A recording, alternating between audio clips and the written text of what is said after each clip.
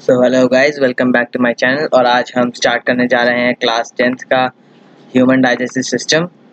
और जैसा कि आप मेरे बैकग्राउंड में देख रहे हैं कि यहाँ पे एक पूरा ह्यूमन एलिमेंट्री कैनाल का एक डायग्राम ड्रॉड है। सो हम उसी को पूरा स्टडी करने वाले हैं और जिस मैनर में है वो डिसेंडिंग ऑर्डर में अरेंज्ड है, उसी ऑर्डर में हम उसको स्टडी करेंगे। तो हम सबसे पहले देखेंगे इस बकल कैविटी को, उसके बाद इस ईसोफेगस को, और फिर उसके बाद हम बात करेंगे स्टमक के बारे में। ओके, और नेक्स्ट वीडियोस में हम हमारे duodenum, small intestine, large intestine, rectum और एनस के बारे में कंप्लीशन करेंगे। ओके, सो अब चलिए बिना किसी डिले किए शुरू करते हैं। Myself Aryan. और हमारा बकल कैविटी जो हमारा पहला टॉपिक है, हमारा माउथ वो है ये। और यहाँ पे मेन वर्क जो होता है वो टीथ का और सलाइवरी ग्लैंड्स का होता है। मेनली वर्क टीथ का और सलाइवरी ग्लैंड्स और टंग का भी। ओके, सो 3 सलाइवरी ग्लैंड्स होते हैं हमारे पूरे माउथ में: पैरोटिड ग्लैंड, सबमैंडिबुलर ग्लैंड और सबलिंगुअल ग्लैंड। अब सबसे बड़ा जो होता है साइज में वो होता है पैरोटिड ग्लैंड, और यही सबसे पतला सेक्रेशन करता है, मतलब वाटरी सेक्रेशन करता है। इसमें म्यूसिन बिल्कुल भी प्रेजेंट नहीं होता, और इसमें एंजाइम्स होते हैं जो कि ग्लूकोज को कन्वर्ट करने में, ग्लूकोज को ब्रेक डाउन करने में हेल्प करते हैं। इसमें एंजाइम्स होते हैं, आयंस होते हैं। और नेक्स्ट जो हम और उसको कंट्रोल करने वाली नर्व्स का नाम होता है ग्लोसोफेरेंजियल नर्व्स। ग्लोसोफेरेंजियल नर्व्स वो नर्व्स होती हैं हमारे माउथ के आसपास जो हमारे पैरोटिड ग्लैंड को कंट्रोल करती हैं, और ये हमारे ईयर के फ्रंट साइड में प्रेजेंट होता है। Okay, so this region here will be the parotid gland, and it contributes about 20% of the saliva in producing the saliva. And next is the submandibular gland and buccal glands. ये हमारे मुंह के बिल्कुल lower part में होते हैं, बिल्कुल ज़्यादा डीप पार्ट में होते हैं हमारे माउथ के, और ये सबसे ज़्यादा कंट्रीब्यूशन देते हैं सलाइवा के सेक्रेशन में, दैट इज 75%। एंड इनका जो सलाइवा होता है वो मॉडरेटली विस्कस होता है, मॉडरेटली वाटरी भी होता है, मतलब कि वो मिक्सड होता है एक तरह से। जैसे कि जो पैरोटिड ग्लैंड सेक्रीट करता है और सबलिंगुअल ग्लैंड जो सेक्रीट करता है उस सबको मिक्स करते हैं, तो हमें मिल जाएगा एक तरह से सब मैंडिबुलर जैसा ही होगा वो। और इसमें इस सलाइवा में ये विस्कस भी होता है, ये वाटरी भी, पतला भी होता है, moderately viscous, moderately watery. And इसमें म्यूसिन भी प्रेजेंट होता है, इसमें एंजाइम्स भी प्रेजेंट होते हैं। यहाँ पे एंजाइम्स एब्सेंट थे और यहाँ पे एंजाइम्स प्रेजेंट हैं। और जो यहाँ पे जो हमारा सबलिंगुअल ग्लैंड का जो सलाइवा होगा उसमें भी एंजाइम्स प्रेजेंट होंगे, लेकिन उसमें एंजाइम्स जो हैं, एंजाइम्स एब्सेंट होंगे हमारे सबलिंगुअल ग्लैंड में। ओके, सो ये सबमैंडिबुलर ग्लैंड है और यहाँ पे म्यूसिन प्रेजेंट होता है, एंजाइम्स भी प्रेजेंट होते हैं, आयंस भी प्रेजेंट होते हैं, और इनको जो कंट्रोल करती हैं वो नर्व्स होती हैं facial nerves. Okay, so next is the sublingual gland. Sublingual gland बहुत लीस्ट कंट्रीब्यूट करता है, ये हमारे जो जो टंग है उसी के जस्ट नीचे होता है, और इसका सबलिंगुअल नाम इसलिए है क्योंकि वो टंग के नीचे होता है, और टंग हमें बोलने में हेल्प करती है obviously, and that is why it is known as sublingual, below the tongue. And it secretes the saliva only below the tongue. Here you can see a duct is going, the salivary duct is going from here, and it is opening, its pore are opening near under the tongue. And its saliva is very viscous, it is very thick. Okay, so it mainly consists of only mucin, no enzymes are present actually. So this is also controlled by the facial nerves, and these were the 3 glands: parotid gland, submandibular gland or buccal glands, and sublingual gland. And these glands produce saliva. Then how they are transported to the mouth? They are transported through the salivary duct, which opens into the cheeks. This duct opens into the cheeks, and this one opens here. Let me just uh,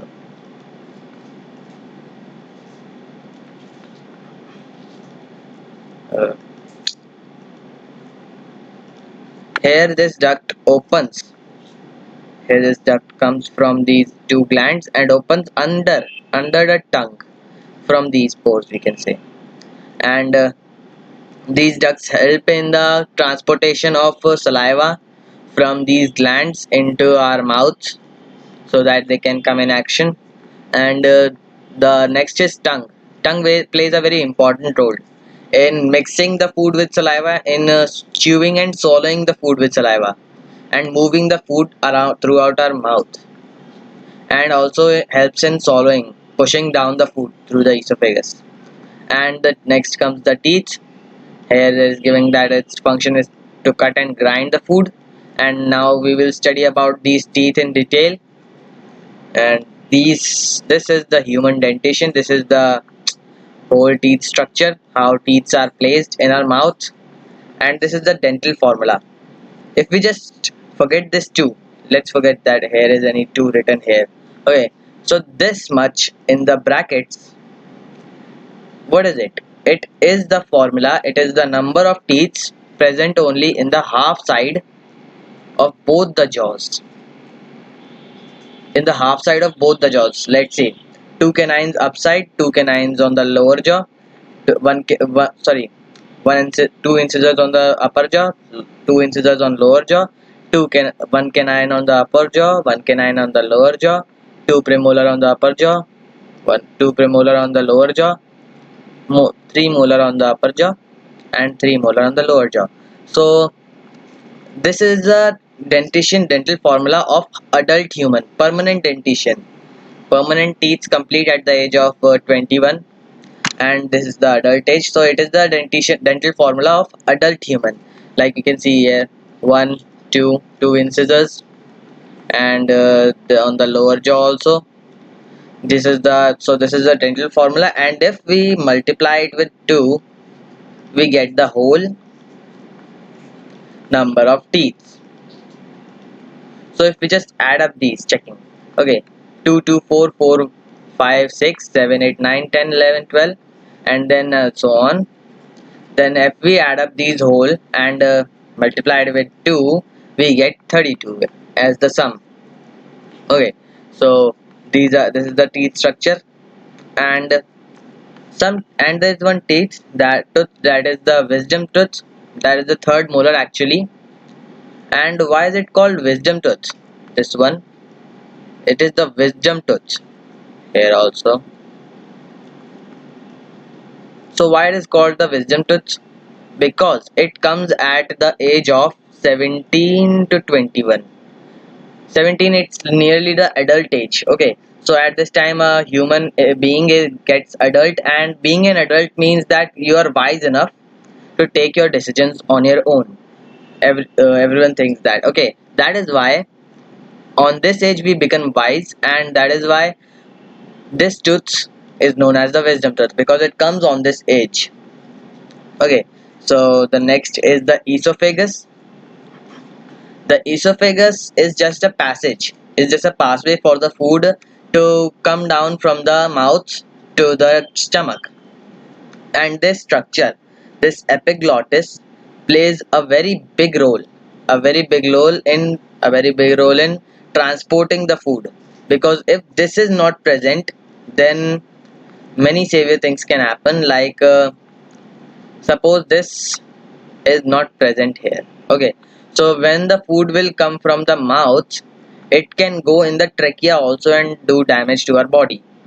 And this plays an important role in transporting the air also. When the air is to be transported, this flap is like this, open. And when we are going to eat our food, this flap gets closed, like here it is shown. Okay, so that is why it plays a very big role. It plays a very huge role in transporting the food. Okay, and when the food passes from the mouth, it is now called the bolus. Okay, so here it is written, bolus of food. That is now called the bolus. And how it is transported from the esophagus? It is transported through the peristaltis movement. Now, what is peristaltis movement? It is the contraction and the relaxation of muscles of the esophagus simultaneously to give the food a passage. So why they contract from here? Because they have to push the food inside. And why they relax from here? They relax from here because to give the weight to the bolus to come at this place.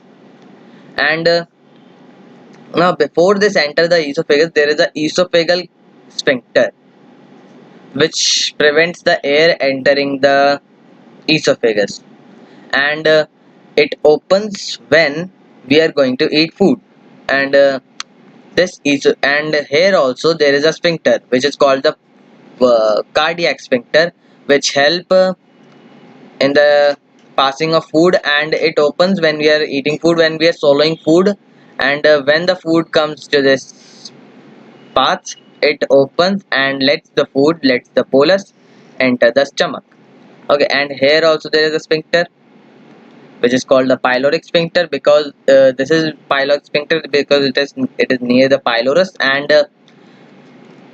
this sphincter helps in the transportation of food in the duodenum. It opens for a very small time so that the food passes through it in, we can say, batches, small pieces. Small part of the food goes inside, and then all food relaxes here, rest of this, and next some part of this food goes inside, and then rest of this relaxes here and gets digested. And now what happens when the food enters in the stomach? What chemical reactions takes place? Oh, one important thing, that this esophagus is lined by the mucus. Okay, so because to lubricate the food, and mucin is also a substance. This mucin is also a substance which helps in the lubrication of food. Okay, and then we come on the stomach.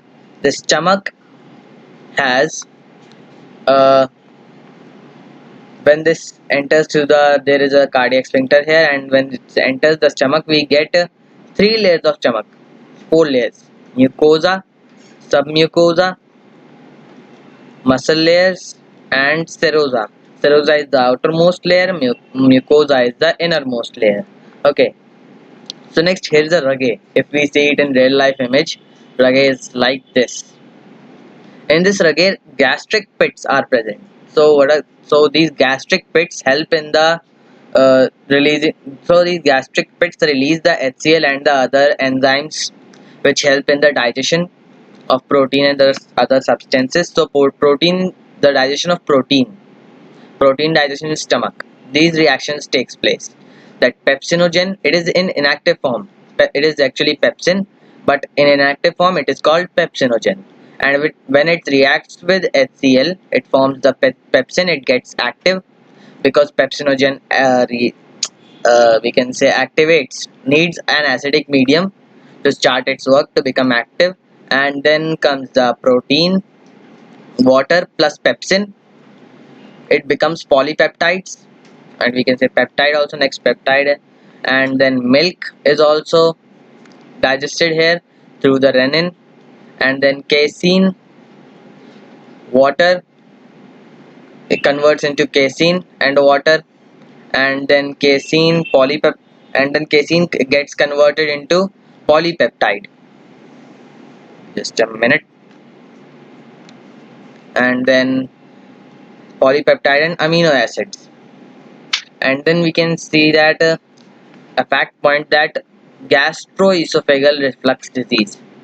um, have you ever have this ever happened with you, that sometimes after eating food you feel just a pain, burning sensation in your chest?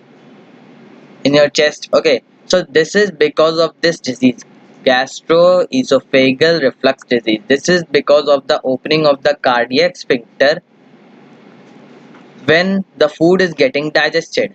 This is a normal stomach, it is healthy stomach. When the food is getting digested, all the gases and the chemicals stay inside the stomach, and then this gets digested, all reactions go here, and the food does not jumps in the esophagus. And when the food jumps in the esophagus, it start burning the mucus layer of the esophagus, and that is why we just feel a burning sensation in our chest. or we can say in our throat also. And when this layer burns because of the HCl present in the mixed food, and because it is acidic, so and mucus is basic medium, and that is why it neutralizes it and burns it. So this was till the stomach, and in our next videos we will continue from the stomach, from this part, duodenum. We will start learning about this also. This was all about digestion of protein and the glucose. Glucose gets converted into maltose. And then please subscribe to my channel, like this video, share, comment that you liked it video or not. Like this video or not, please share this video, and thanks for watching. You will be seeing the next video recommendations. If you want to see more videos, subscribe to my channel now. Thank you.